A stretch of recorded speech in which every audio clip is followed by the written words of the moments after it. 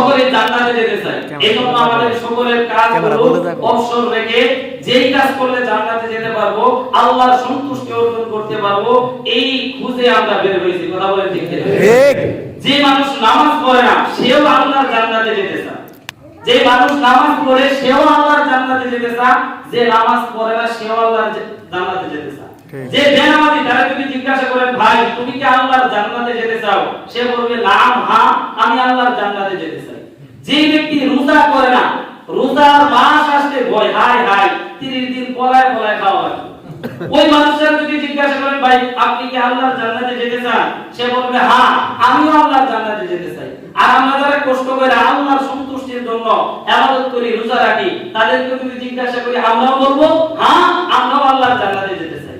যেই ব্যক্তি সুদের টাকা খাইতে খাইতে খাইতে খাইতে পেটটা একেবারে মহিলাদের মতো একেবারে সামনে নিয়ে এসে বসে, এই মানুষটি যদি জিজ্ঞাসা বাজান আপনি কি আল্লাহর জান্নাতে যেতে চান, সে কি বলবে হুজুর হ জান্নাতে যেতে চাই। যেই মানুষ আল্লাহর ভয়ে 1 টাকা হারাম পেটের ভিতরে দেয় নাই, এই মানুষটাও যদি জিজ্ঞাসা করেন ভাই তুমি কি আল্লাহর জান্নাতে যেতে চাও, সে বলবে হ্যাঁ আমিও আল্লাহর জান্নাতে যেতে চাই।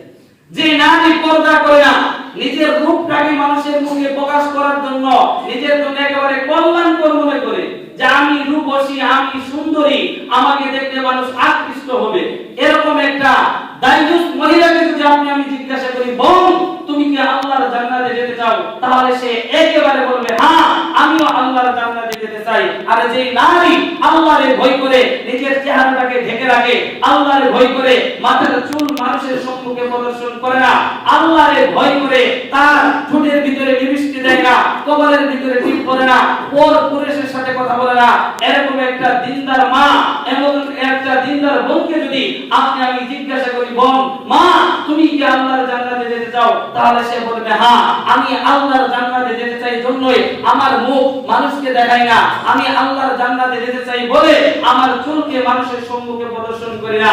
সম্মানিত হাজিরিন খুব ভালোভাবে খেয়াল করেন, তাহলে বেনামাজিকে যদি প্রশ্ন করি সেও আল্লাহর জান্নাতে যেতে চায়, যদি নামাজিকে প্রশ্ন করি সেও আল্লাহর জান্নাতে যেতে চায়, যদি রোজাদারকে প্রশ্ন করি সে বলে আমিও আল্লাহর জান্নাতে যেতে চাই, বেরোজাদারকে যদি জিজ্ঞাসা করি সেও বলে আমিও আল্লাহর জান্নাতে যেতে চাই, যদি ঘুষখোরকে জিজ্ঞাসা করি সেও আল্লাহর জান্নাতে যেতে চাই, যে ঘুষ খায় না মমতার অপব্যবহার করে না তাকেও যদি জিজ্ঞাসা করি আপনি আল্লাহর জান্নাতে যেতে চান, সেই মানুষটাও বলে হ্যাঁ আমি আল্লাহর জান্নাতে যেতে চাই। যে মানুষ সুদের সাথে সম্পৃক্তশীল হারামের সাথে সম্পৃক্তশীল এরকম নাফরমানকে যদি জিজ্ঞাসা করি তুমি আল্লাহর জান্নাতে যেতে চাও কিনা, সেই মানুষ বলে হ্যাঁ আমি আল্লাহর জান্নাতে যেতে চাই। যে মানুষ আল্লাহর ভয়ে হারামের সাথে সম্পর্ক না রেখে নিজের জীবনটাকে দুনিয়ার বুকে কষ্টের সাথে কাটাইতেছে, এই মানুষটার যদি জিজ্ঞাসা করি সেও বলে আমি আল্লাহর জান্নাতে যেতে চাই।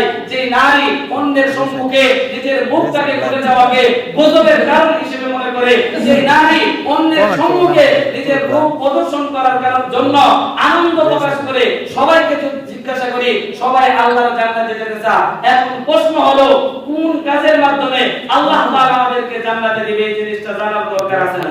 আছে আসেনি? তাহলে কোরআন থেকে শুনুন, কোরআন বলতেছেন ইন্নাল্লাযীনা আমানু ওয়া আমিলুস সলিহাত, কোরআন বলতেছে ইন্নাল্লাযীনা আমানু ওয়া আমিলুস সলিহাত ওয়া আমিলুস সলিহাতি কানাত লাহুম জান্নাতুল ফিরদাউসি নুজুলা। আল্লাহ কোরআন বলতেছে ও দুনিয়ার মানুষ তোমরা যারা বেনামাজি তারাও জান্নাতে যেতে চাও, তোমরা যারা নামাজ পড়ো তারাও আমি আল্লাহর জান্নাতের ভিতরে যেতে চাও, তোমরা যারা রোজা রাখো তারাও আমি আল্লাহর জান্নাতে যেতে চাও, তোমরা যারা রোজা করো না তারাও আমি আল্লাহর জান্নাতে যেতে চাও। কোন কাজের মাধ্যমে?